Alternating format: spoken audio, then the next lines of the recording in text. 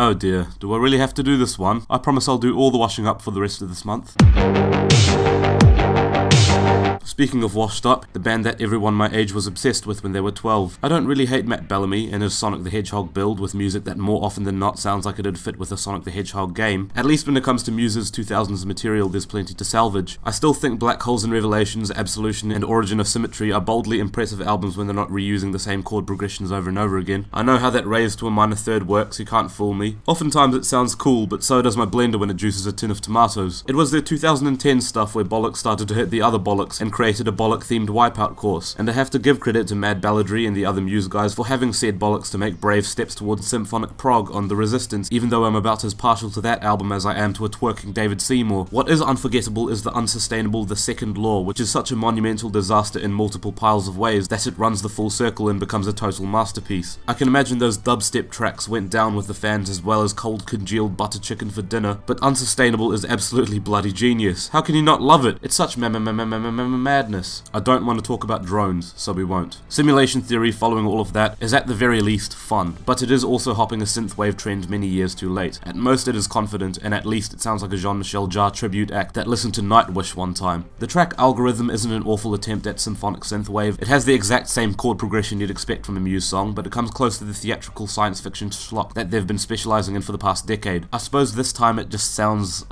good? In the same way that Jamiroquai hopped on the synthwave trend last year and sounded simultaneously funky and dad-like at the same time, Muse at the very least sound like they know what they're doing, and what they're doing is actually fun. Yes, I'm not going to sugarcoat it, even though that's what they've seemingly done with a production that glosses awkwardly like a Nuru massage, but this album is hilariously fun. At times the album's attempt at being cool is like putting Ray-Bans on a fucking starfish, but this album's successes can be taken partly in relation to how unfortunately catchy a lot of it is. I say success in very light quotation marks. The track Pressure has a stupidly infectious chorus that stomps about as much as you'd hope your average pop hook to do, but to get there you'll have to cross the river of bootleg level awful Blue Orchard by White Stripes-esque guitar riffage, and I can already feel the muscle cramps as I freestyle swim through such treacherous waters. Unfortunately, after here is where the album begins to trip over the laces on its light-up sneakers. Propaganda is laughably terrible, and I'm convinced that its intro can't be anything other than a piss take. Metal Guillotine's attempts to be a sexy vocalist with his crustily processed falsetto, sounding like Jonathan Higgs on the other end of a McDonald's drive-thru speaker, has about as much swagger as a cracked toenail. Then they bring in a country-esque slide guitar solo, and I start thinking that, maybe this is an elaborate piss take. Oh, did I mention that Muse are very politically woke? They're always trying to be putting some messages out there, mind you, but I find that if I were to get anxious messages about the socio-political climate regarding the Brexit referendum, post-truths, mobile technology, and ideological discussion in media, I'd be likelier to get more insight out of the nutrition label on a yogurt pot before a Muse album, but good on them nonetheless for giving it a go. While they sure are good at voicing anxieties in the lyrics, the addressing of the issue at hand is disappointingly surface level and stops itself from going any deeper. It's only ironic they called one of the songs Dip Down. They take a lot of cues from EDM and brostep, moving through these wobbing bass lines and energetic drops, and I'm not even sure how to feel about them. No, seriously, I don't.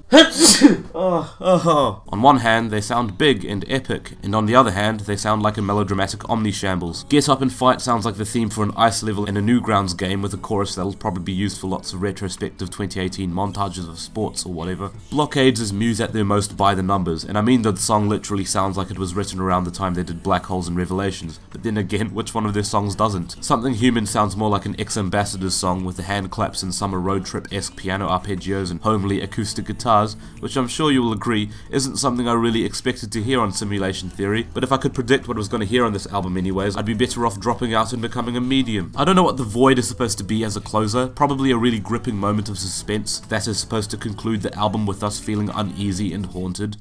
Yeah, sounds about right. Simulation Theory is an enigma, really. It fits right into the Muse discography, in that I actually have no clue what they're trying to do anymore, but good on them for branching out to brave new sounds. I'd rather them do this, actually. It keeps me entertained. It sounds about as schlocky as you might have expected Muse to be at this point, as they make the movements towards maximalist synth-pop, but despite how colossal it sounds, it doesn't even manage to capitalize on any imagination in songwriting, as they bring the same easy win chord structure out of the vault again. Granted, the production style is pretty new, in that it's quite retro, but that's really an oxymoron, isn't it? At some point we are going to have to discuss this acoustic gospel version of Dig Down. That's a 10 out of 10. The rest of the album is a 4.